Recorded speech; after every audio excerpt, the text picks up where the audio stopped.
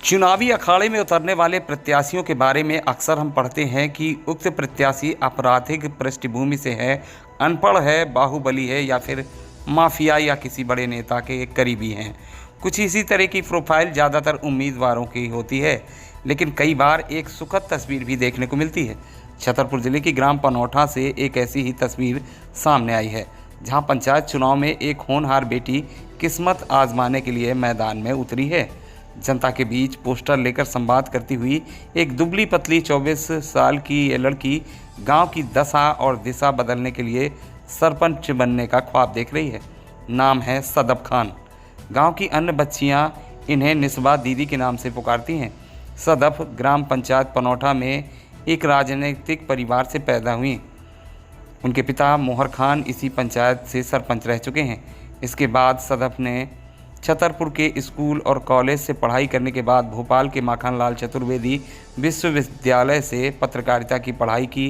पढ़ाई भी ऐसी की कि अपने डिपार्टमेंट में टॉप किया और विश्वविद्यालय में दूसरा स्थान हासिल किया। कोरोना के दौरान गांव के लोगों की मदद के लिए भोपाल में काम छोड़कर सदफ अपने घर लौट आईं। अब वे पिता की विरासत को संभालने के लिए चुनावी मैदान में हैं। युवा जोश से लबरेज सदफ का इरादा गांव को बुनियादी झंझटों से मुक्त कराना है। सदफ जैसी लड़कियां और महिलाएं उनके साथ प्रचार पर निकल रही हैं। गांव की दलित पिछड़ी आबादी सदफ से उम्मीद खोज रही है। हालांकि जातिवाद से ग्रसित बुंदेलखंड में सदफ के लिए चुनावी राह आसान नहीं है। कई मजबूत प्रत्याशी अपनी पत्नियों को चुनाव लड़ा रहे हैं, जिनके पास अपनी जाति का मजबूत वोट बैंक भी है। बहरहाल स्थानीय लोगों को सदफ में उम्मीद नज़र आ रही है। मैं अपने गांव से शुरू से ही जुड़ी हूं, लेकिन मैंने यहां के मुद्दे हमेशा से ही नोटिस किए हैं। लेकिन एक आम जन होने के नाते मैं बहुत ज़्यादा कुछ कर नहीं पा रही थी। लेकिन लॉकडाउन के दौरान जब लोगों को खाने पीने से लेकर रहने तक की अव्यवस्था हुई, लोगों को पानी यहाँ पर 200 रुपये का ख़रीदना पड़ा, और जो कि आज भी ख़रीद रहे हैं। बच्चों की पढ़ाई एकदम बंद हो गई, और उसके बाद टीचरों का, माँ बाप का उनके प्रति कोई भी रवैया या शिक्षा के प्रति कोई भी रवैया समझ नहीं आया। तब मुझे लगा कि मुझे इन बच्चों के लिए कुछ करने की ज़रूरत है, और ख़ासकर लड़कियों, महिलाओं के लिए कुछ करने की ज़रूरत है।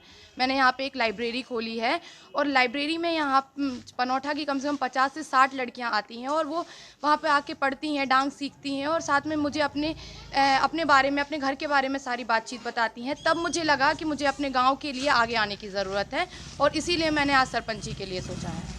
ज़रूर देते हैं, और अगर नहीं देंगे तो आज नहीं देंगे तो कल ज़रूर देंगे, क्योंकि ये मुद्दे ऐसे मुद्दे हैं जिनसे पूरे गांव का विकास अटका हुआ है। अगर ये मुद्दों पे बात नहीं की जाएगी तो गांव का विकास पूरी तरीके से कभी नहीं हो सकता।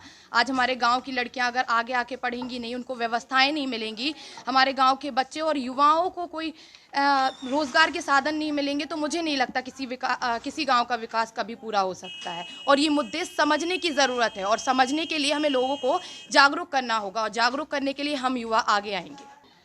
मैं अपने स्तर पे अपनी बात करना चाहती हूँ कि जैसे कि आप बोल रहे हैं कि महिलाओं के फैसले अधिकतर पुरुष लेते हैं, ये बात सत्य है, क्योंकि पति ही उनका निवेदक होता है और पति ही उनका प्रधान बन जाता है। लेकिन मैं अपने केस में ये बताना चाहती हूँ कि आज यहाँ पे प्रचार से लेके हर एक व्यवस्था को मैं खुद देख रही हूँ। अपने प्रचार में गांव के बच्चों के साथ साथ पूरी लड़कियों को शामिल कर रही हूँ, और मुझे उम्मीद है कि मैं जिस उम्मीद के साथ आज सरपंची का नामांकन भर चुकी हूँ उसको पूरा करूँगी, और इस गाँव में एक लड़की के तौर पर बेहतर नेतृत्व करके दिखाऊँगी।